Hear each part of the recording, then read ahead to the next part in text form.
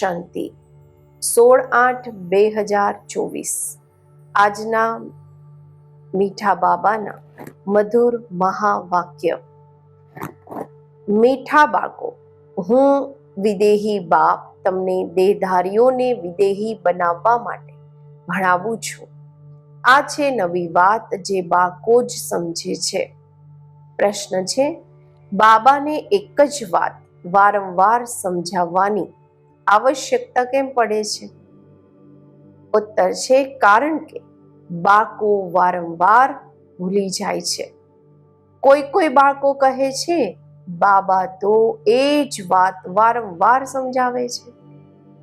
બાબા કહે છે, બાળકો, મારે જરૂર એ જ વાત સંભળાવવી પડે, કારણ કે તમે ભૂલી જાઓ છો.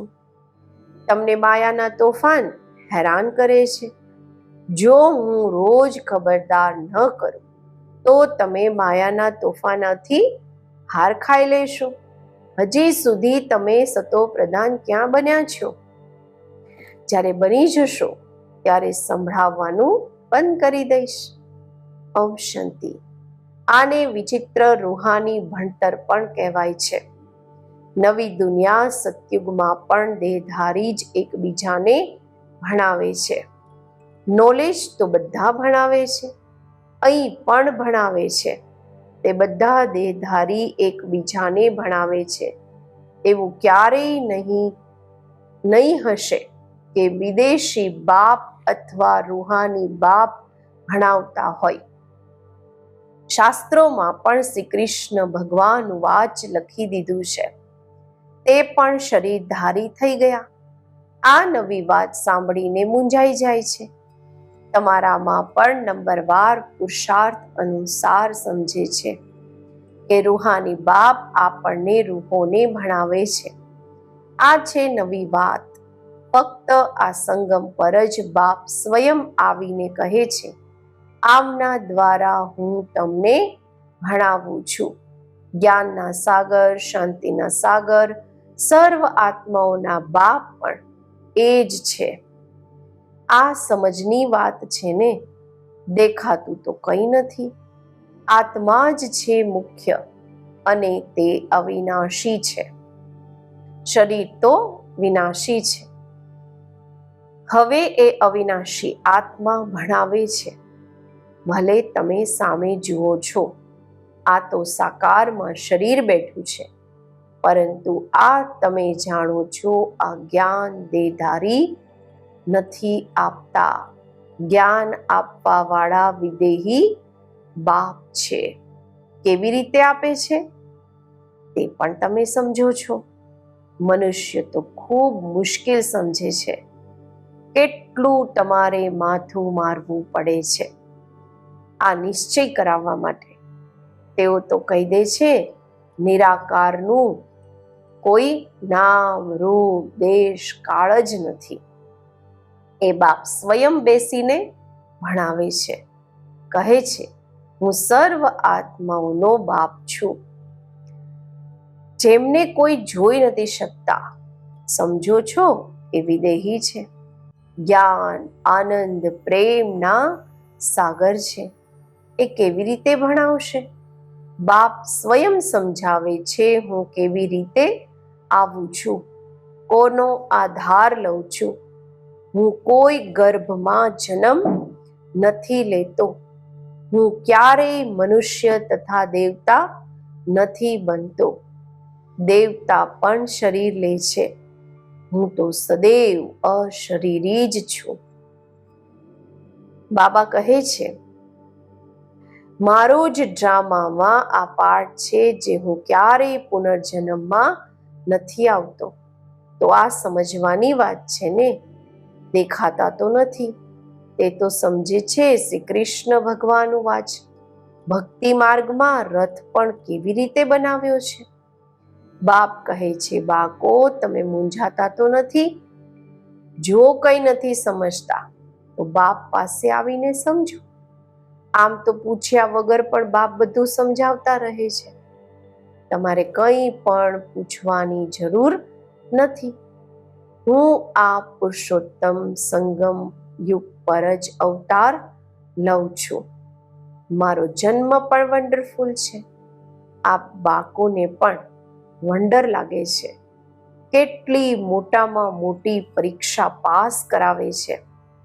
ખૂબ મોટામાં મોટા વિશ્વના માલિક બનાવવા માટે ભણાવે છે. વન્ડરફુલ વાત છે ને? હે આત્માઓ, દર 5000 વર્ષ પછી હું તમારી સર્વિસમાં આવું છું. આત્માઓને ભણાવે છે ને? કલ્પ કલ્પ કલ્પના સંગમ યુગે તમારી સેવામાં આવું છું. અડધો કલ્પ તમે પોકારતા આવ્યા છો, હે બાબા, હે પતિત પાવન આવો. શ્રી કૃષ્ણને કોઈ પતિત પાવન નથી કહી શકતા. પતિત પાવન પરમ પિતા પરમાત્માને જ કહેવાય છે. તો બાબાને પણ આવવું પડશે પતિતોને પાવન બનાવવા. એટલે કહેવાય છે અકાળ મૂર્ત સત બાબા, અકાળ મૂર્ત સત ટીચર્સ, અકાળ મૂર્ત સદગુરુ. શીખ લોકોના પણ ખૂબ સારા સ્લોગન છે, પરંતુ એમને આ ખબર નથી કે સદગુરુ અકાળ મૂર્ત ક્યારે આવે છે. આ પણ ગાયન છે, મનુષ્ય સે દેવતા કિએ કરત ન લાગી વાર. ક્યારે આવીને મનુષ્યને દેવતા બનાવે છે? એ જ સર્વની સદગતિ કરવા વાળા છે. આ તો પાક્કો નિશ્ચય હોવો જોઈએ. શું આવીને કહે છે? ફક્ત કહે છે મન મના ભવ.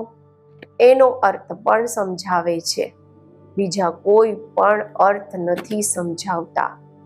તમને સદગુરુ અકાળ મૂર્ત સમજાવે છે, આ દેહ દ્વારા પોતાને આત્મા સમજો.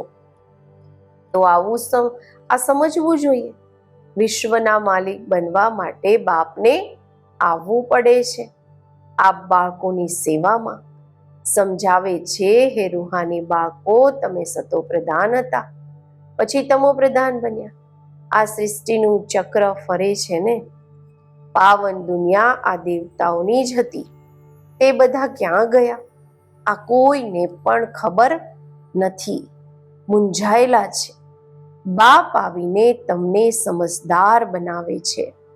બાળકો, હું એક જ વાર આવું છું. પાવન દુનિયામાં હું આવું જ કેમ? ત્યાં તો કાળ આવી નથી શકતો. બાપ તો કાળોના કાળ છે. સતયુગમાં આવવાની જરૂર જ નથી. ત્યાં કાળ પણ નથી આવતો, તો મહાકાળ પણ નથી આવતા. એ આવીને સર્વ આત્માઓને લઈ જાય છે. ખુશીથી ચાલો છો ને? હા બાબા, અમે ખુશીથી ચાલવા માટે તૈયાર છીએ. ત્યારે તો તમને બોલાવ્યા હતા કે આ પતિ દુનિયામાંથી પાવન દુનિયામાં લઈ ચાલો, વાયા શાંતિધામ. આ વાતો વારંવાર ભૂલી ન જાઓ, પરંતુ માયા દુશ્મન ઊભી છે, વારંવાર ભૂલાવી દે છે. હું માસ્ટર સર્વશક્તિવાન છું, તો માયા પણ શક્તિમાન છે. તે પણ અડધો કલ્પ તમારા પર રાજ્ય કરે છે, ભૂલાવી દે છે. એટલે રોજ રોજ બાપને સમજાવવું પડે છે. રોજ સુજાગ એટલે કે જાગૃત ન કરે તો માયા ખૂબ નુકસાન કરી દે છે. ખેલ છે પવિત્ર અને અપવિત્રનો. હવે બાપ કહે છે પોતાની ચલન સુધારવા માટે પવિત્ર બનો. કામ વિકાર માટે કેટલા ઝઘડા થાય છે. બાપ કહે છે હમણાં તમને જ્ઞાનનું ત્રીજું નેત્ર મળ્યું છે, તો આત્માને જ જુઓ. આ શારીરિક નેત્રથી જુઓ જ નહીં. આપણે સર્વ આત્માઓ ભાઈ ભાઈ છીએ. વિકાર કેવી રીતે થાય? વિકારમાં કેવી રીતે જઈએ? આપણે અશરીરી આવ્યા હતા, પછી અશરીરી બનીને જવાનું છે. આત્મા સતો પ્રધાન આવ્યો હતો, સતો પ્રધાન બનીને જવાનું છે. સ્વીટ હોમ મુખ્ય છે જ પવિત્રતાની વાત. મનુષ્ય કહે છે રોજ એ જ વાત સમજાવે છે. આ તો ઠીક છે, પરંતુ જે સમજાવાય છે એના પર ચાલે પણ ને. વાત કરવા માટે સમજાવાય છે, પરંતુ કોઈ ચાલે થોડી છે, તો જરૂર રોજ રોજ સમજાવવું પડે છે. એવું થોડી કહે છે બાબા તમે જે રોજ સમજાવો છો તે અમે સારી રીતે સમજી લીધું છે, હવે અમે તમો પ્રધાનથી સતો પ્રધાન બની જઈશું, તમે છૂટ્યા. એવું કહે છે શું? એટલે બાબાને રોજ સમજાવવું પડે છે. બાપ તો એક જ છે, પરંતુ કરતા નથી ને, બાપને યાદ જ નથી કરતા. કહે છે બાબા ઘડી ઘડી ભૂલી જઈએ છીએ. બાપને ઘડી ઘડી કહેવું પડે છે યાદ કરાવવા માટે. તમે પણ એકબીજાને આજ સમજાવો, પોતાને આત્મા સમજી પરમાત્માને યાદ કરો, તો તમારા પાપ કપાઈ જશે. બીજો કોઈ ઉપાય નથી. શરૂઆત અને અંતમાં આ જ વાત કહે છે, યાદથી જ સતો પ્રધાન બનવાનું છે. પોતે જ લખે છે બાબા માયાના તોફાન ભૂલાવી દે છે, તો શું બાપ સાવધાન ન કરે? છોડી દે? બાપ જાણે છે નંબર 12 પુરુષાર્થ અનુસાર છે. જ્યાં સુધી સતો પ્રધાન નથી બન્યા જઈ નથી શકતા. લડાઈનું પણ કનેક્શન છે ને. લડાઈ લાગશે જ ત્યારે, જ્યારે તમે નંબર 12 પુરુષાર્થ અનુસાર સતો પ્રધાન બનશો. જ્ઞાન તો એક જ સેકન્ડનું છે.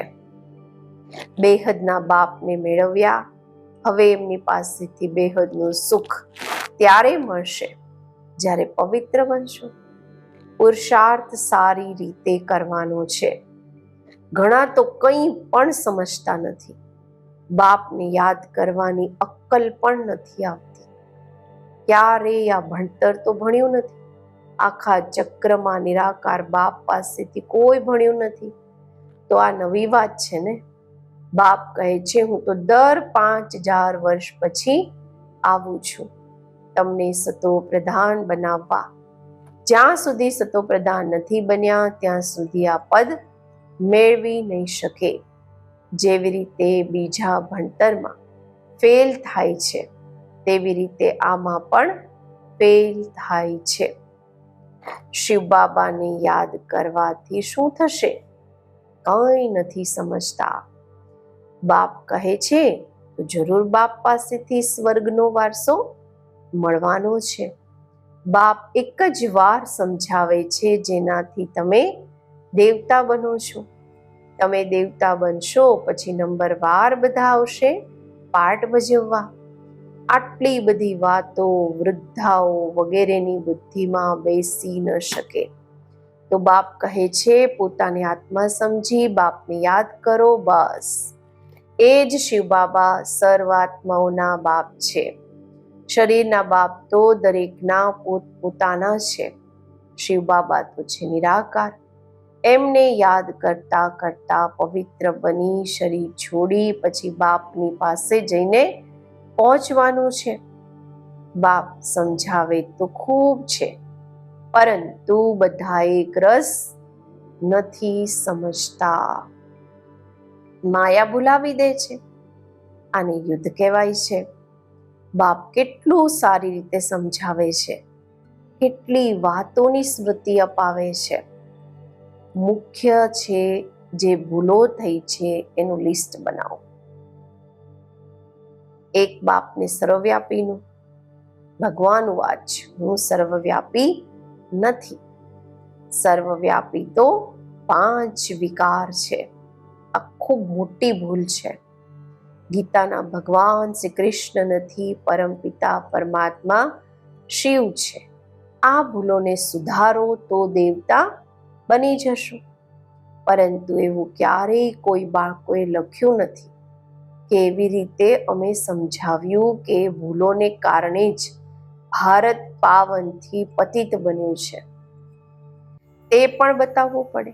ભગવાન સર્વવ્યાપી હોય કેવી રીતે શકે? ભગવાન તો એક જ છે જે સુપ્રીમ બાપ, સુપ્રીમ ટીચર, સુપ્રીમ સદગુરુ છે. કોઈ પણ દેહધારીને સુપ્રીમ ફાધર, ટીચર, સદગુરુ કહી ન શકાય. શ્રી કૃષ્ણ આખી સૃષ્ટિમાં સૌથી ઊંચા છે. જ્યારે સૃષ્ટિ સતોપ્રધાન હોય છે ત્યારે તે આવે છે, પછી સતોમાં રામ, પછી નંબરવાર પોતાના સમય પર આવશે જ. શાસ્ત્રોમાં દેખાડે છે બધાના વિકાર લઈને ગળું જ કાળું થઈ ગયું. નીલકંઠ કહેવાય છે, ઝેર પીધું. હકીકતમાં બધાના વિકારોને લઈને ગળું કાળું થયું, પરંતુ હવે સમજાવતા સમજાવતા ગળું જ સુકાઈ જાય છે. વાત કેટલી થોડી છે, પરંતુ માયા કેટલી જબરજસ્ત છે. દરેક પોતાની દિલથી પૂછે, અમે એવા ગુણવાન સતોપ્રધાન બન્યા છીએ? બાપ સમજાવે છે, જ્યાં સુધી વિનાશ નથી થયો ત્યાં સુધી તમે કર્માતીત અવસ્થા મેળવી નહીં શકશો. ભલે કેટલું પણ માથું મારો, બધો સમય શિવબાબાને બેસી યાદ કરો, બીજી કોઈ વાત જ ન કરો. બસ બાબા, લડાઈની પહેલા હું કર્માતીત અવસ્થાને પ્રાપ્ત કરીને દેખાડીશ. એવું કોઈ નીકળે એવું ડ્રામામાં થઈ નથી શકતું. પહેલા નંબરમાં તો એકે જ જવાનું છે, બ્રહ્મા બાબાએ. આ પણ કહે છે મારે કેટલું માથું મારવું પડે છે. માયા તો વધારે જ રુસ્તમ બનીને આવે છે. બાબા પોતે કહે છે મારી તો એકદમ બાજુમાં શિવ બાબા બેઠા છે, તો પણ હું યાદ નથી કરી શકતો, ભૂલી જાઉં છું. સમજુ છું મારી સાથે બાબા છે, પછી મારે પણ તો યાદ કરવા પડે, જેવી રીતે તમે કરો છો. એવું નથી હું તો સાથે જ છું, એમાં જ ખુશ નથી થઈ જવાનું. એમાં જ ખુશ થઈ જવાનું ના. મને પણ કહે છે નિરંતર યાદ કરો. સાથે વાળા તમે રુસ્તમ છો, તમને તો હજી વધારે જ તોફાન આવશે. નહીં તો બાળકોને કેવી રીતે સમજાવી શકે? આ બધા તોફાન તો તમારાથી પસાર થશે આ બ્રહ્મા બાબા પાસેથી. હું એમની એટલો નજીક બેઠો હોવા છતાં પણ કર્માતીત અવસ્થા મેળવી નથી શકતો, તો પછી બીજું કોણ બનશે? આ મંજિલ ખૂબ ઊંચી છે. ડ્રામાનુસાર બધા પુરુષાર્થ કરતા રહે છે. ભલે કોઈ એવી કશિશ કરીને દેખાડે, બાબા અમે તમારી પહેલા કર્માતીત અવસ્થાને મેળવીને આ બનીને દેખાડીએ છીએ. થઈ ન શકે. આ ડ્રામા પૂર્વ નિર્ધારિત છે. તમારે પુરુષાર્થ ખૂબ કરવાનો છે. મુખ્ય બધી વાત જ છે કેરેક્ટર્સની. દેવતાઓના કેરેક્ટર્સ અને પતિત મનુષ્યોના કેરેક્ટર્સમાં કેટલો ફરક છે. તમે વિકારીથી નિર્વિકારી બનાવવા વાળા, તમને વિકારીથી નિર્વિકારી બનાવવા વાળા શિવ બાબા છે, તો હવે પુરુષાર્થ કરી બાપને યાદ કરવા પડે. ભૂલો નહીં, બાકી અબળાઓ બિચારી પર વશ છે, અર્થાત રાવણના વશ છે. તો શું કરી શકે છે? તમે છો રામ ઈશ્વરના વશ, તે છે રાવણના વશ. તો યુદ્ધ ચાલે છે, બાકી રામ અને રાવણનું યુદ્ધ નથી થતું. બાપ આ બાળકોને ભિન્ન ભિન્ન પ્રકારથી રોજ સમજાવે છે. મીઠા મીઠા બાળકો, પોતાને સુધારતા જાઓ. રોજ રાત્રે પોતાને જુઓ. આખા દિવસમાં કોઈ આસુરી ચલન તો નથી ચાલી. બગીચામાં ફૂલ નંબરવાર તો હોય જ છે. બે એક જેવા ક્યારેય હોઈ નથી શકતા. સર્વાત્માઓને પોતપોતાનો પાર્ટ મળેલો છે. દરેક એક્ટર્સ પાર્ટ ભજવતા રહે છે. બાપ પણ આવીને સ્થાપનાનું કાર્ય કરીને જ છોડે છે. દર 5000 વર્ષ પછી આવીને વિશ્વના માલિક બનાવી દે છે. બેહદના બાપ છે ને, તો જરૂર નવી દુનિયાનો વારસો આપશે. અચ્છા, મીઠા મીઠા સિકિલધા બાળકો પ્રતિ માત પિતા બાપ દાદાના યાદ પ્યાર અને ગુડ મોર્નિંગ. રૂહાની બાપના રૂહાની બાળકોને નમસ્તે. આપણે રૂહાની બાકોના રૂહાની બાપને નમસ્તે. ધારણા માટે મુખ્ય સાર. જ્ઞાનના ત્રીજા નેત્રથી આત્માને જ જોવાનો છે, શારીરિક નેત્રથી જોવાનો જ નથી. અશરીરી બનવાનો અભ્યાસ કરવાનો છે. બીજું, બાપની યાદથી પોતાના દૈવી કેરેક્ટર્સ બનાવવાના છે. પોતાના દિલથી પૂછવાનું છે કે અમે ક્યાં સુધી ગુણવાન બન્યા છીએ. અમે આખા દિવસમાં આસુરી ચલન તો નથી ચાલી. આજનું વરદાન: સદા કેરફુલ રહી માયાના રોયલ રૂપની છાયાથી સેફ રહેવા વાળા માયા પ્રૂફ ભવ. વર્તમાન સમયે માયા સાચી સમજણને, મહેસૂસતાની શક્તિને ગાયબ કરી ખોટાને સાચું અનુભવ કરાવે છે. જેવી રીતે કોઈ જાદુ મંત્ર કરે છે તો પરવશ થઈ જાય છે, એવી રીતે રોયલ માયા સચ્ચાઈને સમજવા નથી દેતી. એટલે બાપ દાદા અટેન્શનને ડબલ અંડરલાઈન કરાવી રહ્યા છે. એવા કેરફુલ રહો જે માયાની છાયાથી સદા સેફ માયાપ્રૂફ બની જાઓ. વિશેષ મન બુદ્ધિને બાપની છત્રછાયાના સહારા એટલે કે સાથમાં લઈ આવો. સ્લોગન છે: જે સહજ યોગી છે એમને જોઈને બીજાનો પણ યોગ સહજ લાગી જાય છે. ઓમ શાંતિ.